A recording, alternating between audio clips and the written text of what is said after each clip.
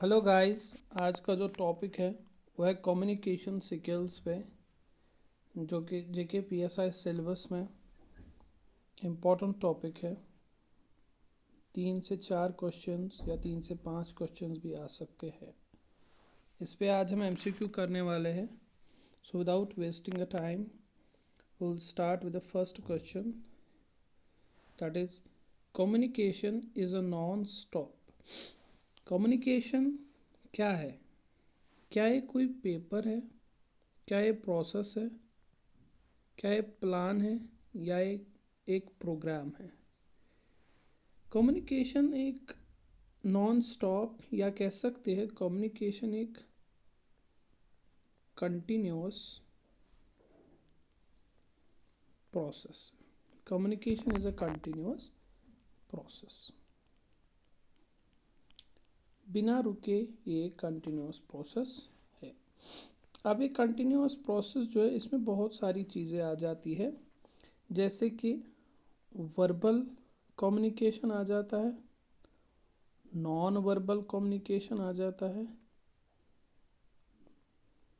Non verbal communication आ जाता है,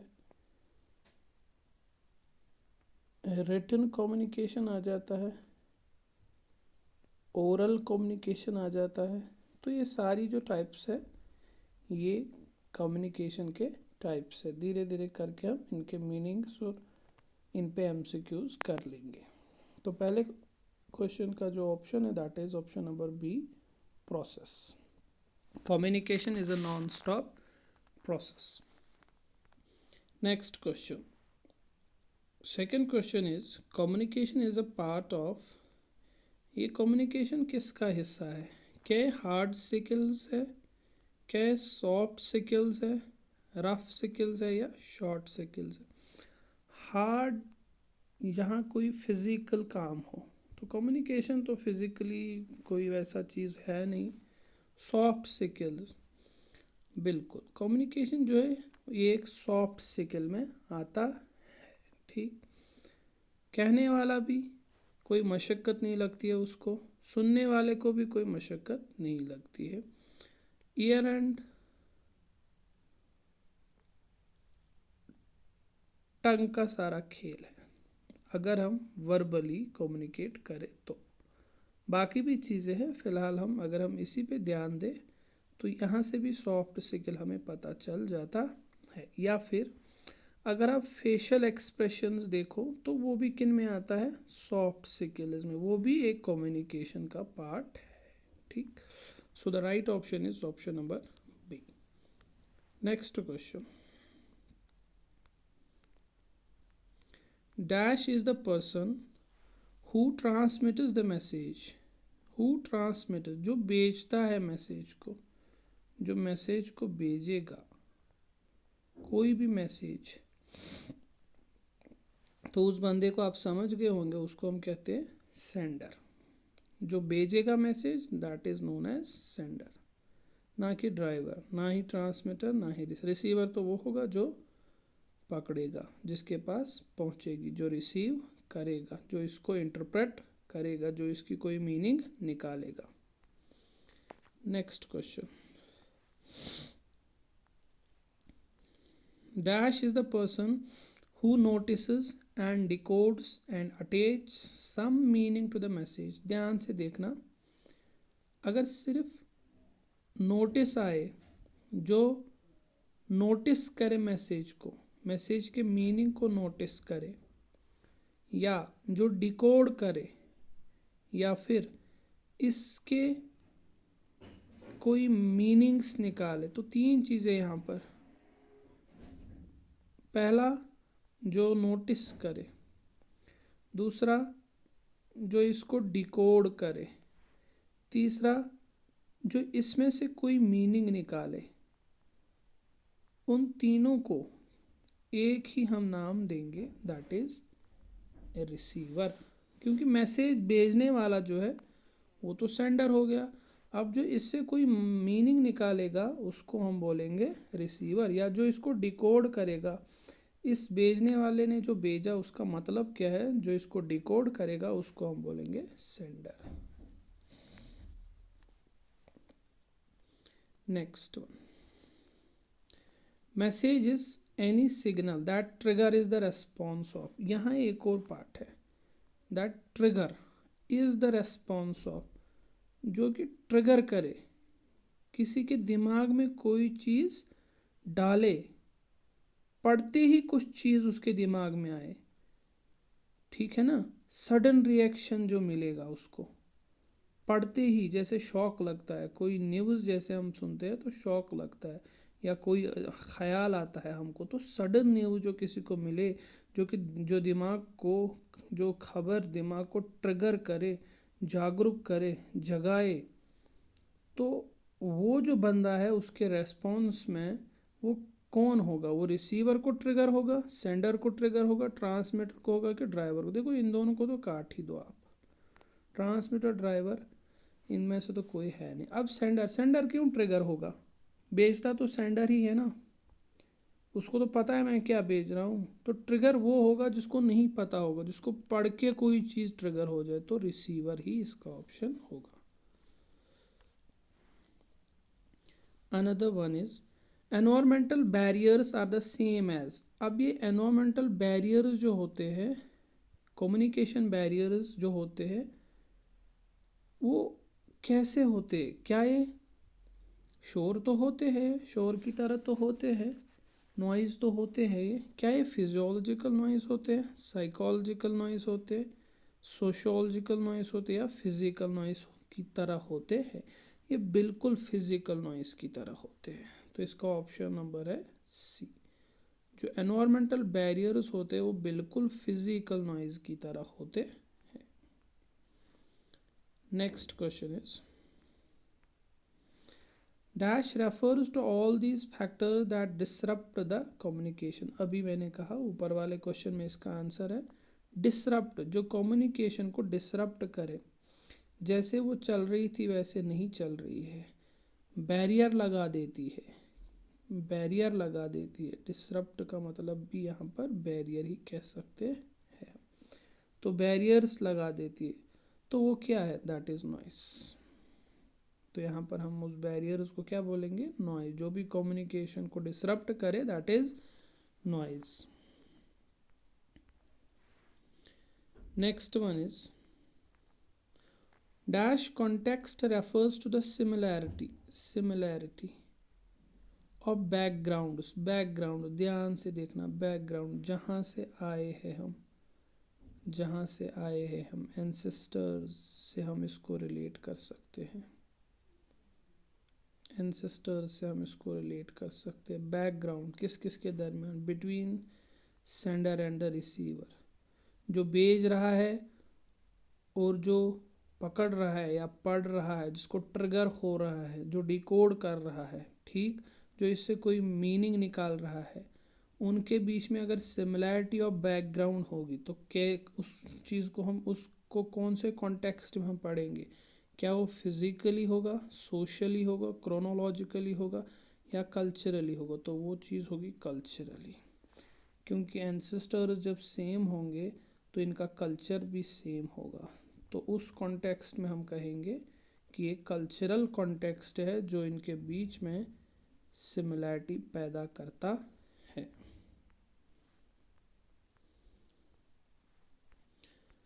अब कौन सा कॉन्टेक्स्ट है? वो कॉन्टेक्स्ट जो इनके बीच में रिलेशन दिखाता है, सेंडर एंड द रिसीवर। कौन सी रिलेशन?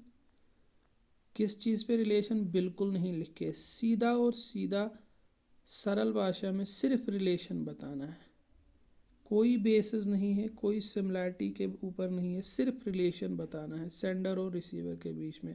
अगर इनके बीच में कोई रिलेशन है, पर्टिकुलर कोई चीज़ नहीं देखे, सिर्फ इनके बीच में रिलेशन है, तो वो किस कॉन्टेक्स्ट में हम देखेंगे? क्या वो फिजिकल होगा, सोशल होगा, क्रोनोलॉजिकली होगा, कल्चरल होगा? अगर कल्चरल होता तो सिमिलैरिटी ऑफ बैकग्राउंड हो जाता, क्रोनोलॉजिकल होता तो टाइम के साथ उनका कुछ कनेक्शन होता, फिजिकल बैरियर्स होता, फिजिकली वो रेस्पॉन्ड करते। लेकिन यहाँ सिर्फ relationship between sender and the receiver. अब ये कब होगा? ये तभी होगा जब ये एक ही सोसाइटी में होंगे, तो सोशल कॉन्टेक्स्ट में हम इनकी रिलेशनशिप को डिफाइन कर सकते हैं। Right option is option number B. Social context gives us the relation between sender and the receiver. Response to the sender's messages. अब यहाँ पर क्या है, response to the sender's messages. कोई मैसेज भेज रहा है उसको सेंडर कहते हैं, कोई मैसेज पकड़ रहा है उसको रिसीवर कहते हैं। अब उस रिसीवर को जवाब देना है तो उस जवाब को हम क्या बोलेंगे? क्या उसको रिप्लाई बोलेंगे, फीडबैक बोलेंगे, फीड बोलेंगे या सिर्फ बैक बोलेंगे? बैक वापस है, बिल्कुल ये गलत है। फीड, क्या फीड करेंगे? बिल्कुल ये भी गलत। रिप्लाई, रिप्लाई और फीडबैक में आपको कन्फ्यूजन होगा, लेकिन रिप्लाई इसका सही आंसर नहीं है। इसका सही आंसर है फीडबैक देना। फीडबैक देना, फीडबैक वो क्यों हम कहते हैं? क्योंकि ये फीडबैक जो ये आपके कॉन्टेक्स्ट में इसकी मैसेज का जवाब है। ये जवाब तो लिख रहा है रिसीवर, बट किस चीज़ के लिए लिख रहा है? उस चीज़ के लिख रहा है जो ऑलरेडी उसने भेजा हुआ है। तो उसी कॉन्टेक्स्ट में जो जवाब मिलेगा दैट इज फीडबैक। हमारा ड्रेस कोड कौन से टाइप का कम्युनिकेशन है? देखो, ड्रेस कोड हमारा बातें करेगा नहीं तो वर्बल को काट दो। ड्रेस कोड पे कोई लिखने वाली चीज़ तो होगी नहीं, या हम बोलेंगे नहीं तो लिखने के सॉरी, तो जब लिख के कुछ नहीं होगा तो रिटर्न तो का तो सवाल ही नहीं होता है। स्पोकन, क्या बोलेगा? ड्रेस कोड कुछ बोलेगा? बोलेगा, बट स्पीक आवाज़ नहीं होगी। फिर क्या होगा? नॉन वर्बल होगा। बिल्कुल सही, exactly. Our dress code is a non verbal communication. हमारा एक ड्रेस कोड है, वो भी कम्युनिकेट करता है, बट वो नॉन वर्बली कम्युनिकेट करता है। यहाँ एक और टाइप है कम्युनिकेशन का, नॉन वर्बली कम्युनिकेट। अब ये क्या दिखाता है? नॉन वर्बली तो करता है, स्टेटस के बारे में दिखाता है, ठीक है ना। सूट पहन के है 1 लाख का, 2 लाख का, बोलेगा कुछ नहीं, लिख के नहीं है प्राइस, बट खुद ब खुद नॉन वर्बली लोगों को पता चल जाएगा ब्रांड है, कुछ ना कुछ तो है भाई। तो that is non verbal communication. वो चीज़ आपके स्टेटस में बात करेगा, आप नहीं बताओगे लेकिन लोग समझ जाएंगे। Dash communication includes tone of voice. आप धीरे बात कर रहे हो, ज़ोर से बात कर रहे हो, झगड़े के लिहाज में बात कर रहे हो, पोलाइट होके बात कर रहे हो, सॉबर होके बात कर रहे हो, शाई होके बात कर रहे हो, या डोमिनेंट होके बात कर रहे हो, रिसेसिव होके बात कर रहे हो, ठीक। ऑप्रेसिव मत हो आप, सप्रेसिव मत हो। तो ये चीज़ है। बॉडी लैंग्वेज, आपकी बॉडी लैंग्वेज क्या कहते हो? कहीं आप नर्वस तो नहीं हो, ओवर कॉन्फिडेंट तो नहीं हो, ठीक। फेशियल एक्सप्रेशंस, फेशियल एक्सप्रेशन क्या कहते हैं? नर्वसनेस तो नहीं है ना, पहली बार हो रहा है तो स्वेट आ रहा है, इंटरव्यू देने गए स्वेट आ रहा है तो नर्वसनेस दिखाएगा, that is facial expressions. Blush हो जाएंगे, फेशियल एक्सप्रेशंस। वो क्या है? क्या वो वर्बली है? हमने तो कोई बात नहीं की। क्या रिटर्न है? कुछ लिख के भी नहीं दिया। स्पोकन है, क्या बोलेंगे? तो वो भी एक किस्म का नॉन वर्बल कम्युनिकेशन बनता है।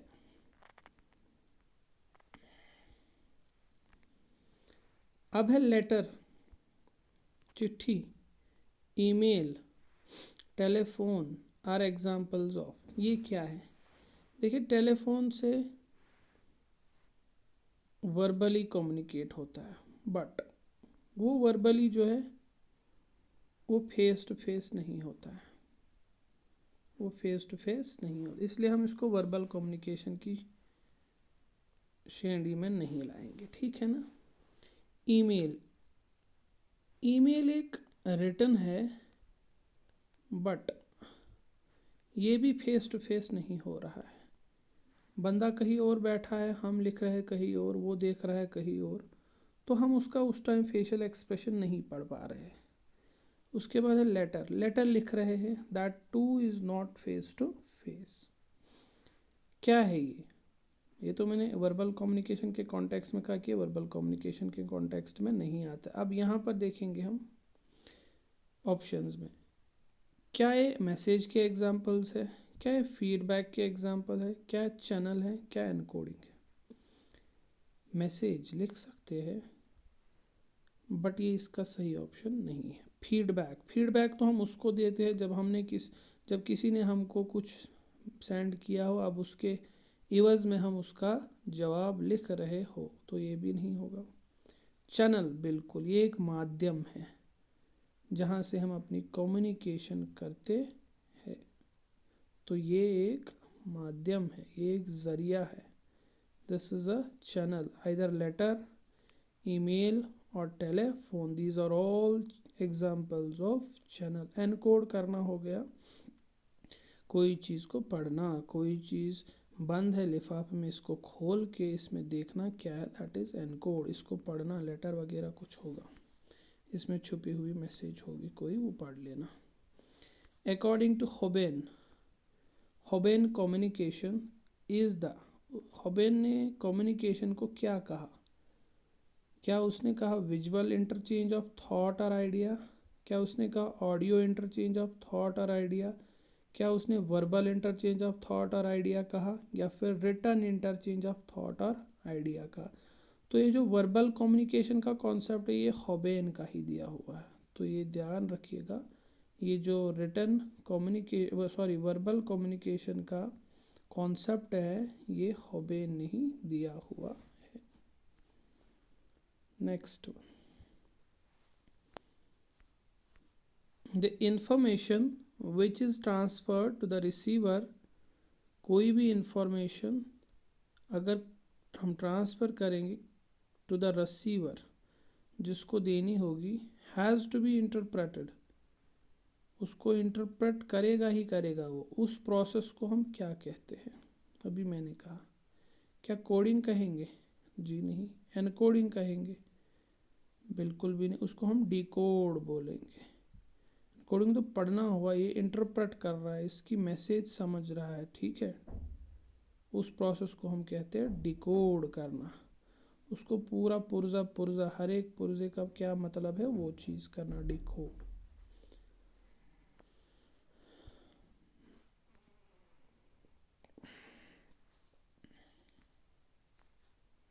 ऑल कम्युनिकेशंस हैव, हर किसी कम्युनिकेशन का क्या होता है? क्या हर किसी कम्युनिकेशन का स्टार्ट होता है? कम्युनिकेशन तो कंटिन्यूस प्रोसेस है, पहले ही हमने पढ़ा। क्या उसका एंड है? जब कंटिन्यूस है तो एंड कहाँ से होगा? रिसोर्स, बिल्कुल नहीं। फिर इसका सही ऑप्शन है सोर्स, इसका सोर्स होता है। हर किसी कम्युनिकेशन का एक पर्टिकुलर सोर्स होता है।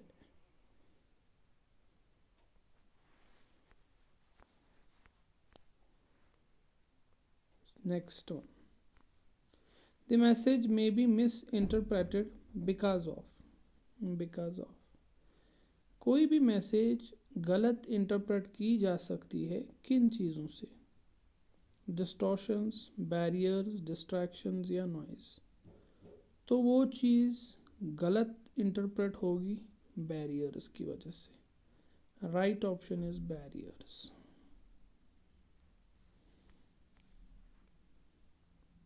Next one, in oral communication, in oral communication, अब वर्बल नहीं है, अब ओरल कम्युनिकेशन है। There is a possibility of immediate, बात कर रहे किसी से, उसमें इमीडिएट क्या मिलेगा? रिएक्शन मिलेगा, रेस्पॉन्स मिलेगा, रिफ्लेक्शन मिलेगा कि रिसेट मिलेगा? उसमें इमीडिएट रेस्पॉन्स मिलेगा, ओरल में इमीडिएट रेस्पॉन्स मिलेगा। इन ओरल कम्युनिकेशन, फिर से ओरल कम्युनिकेशन पे सवाल है। स्पीकर जो है कैन ऑब्जर्व द लिसनर्स, सुनने वाला बोलने वाला सुनने वालों को ऑब्जर्व करेगा, dash to what is being elated, कि उनका क्या आएगा वापस, वो ऑब्जर्व क्यों करेगा उनको। अगर वो बोलता है तो वो सुनने वालों को ऑब्जर्व किस चीज़ के लिए करेगा, तो वो सुनने वालों को ऑब्जर्व उनके रिएक्शन के लिए करेगा। So the right option is reaction. Right option is reaction. Response और रिएक्शन में ध्यान रखिएगा, रेस्पॉन्स तब मिलेगा जब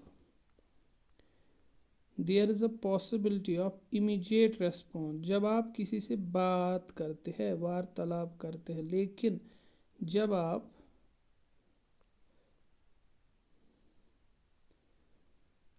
स्पीकर होके लिसनर्स को ऑब्जर्व करते हो तो आप ऑब्जर्व करते हो उनका रिएक्शन, कि उनका रिएक्शन कैसा होगा। ठीक,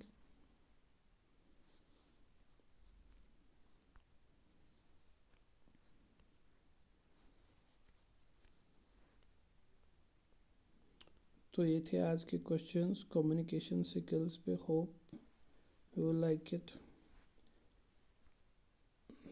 मिलते हैं अगले सेशन में अगले टॉपिक के साथ। टिल देन, अल्लाह हाफिज़।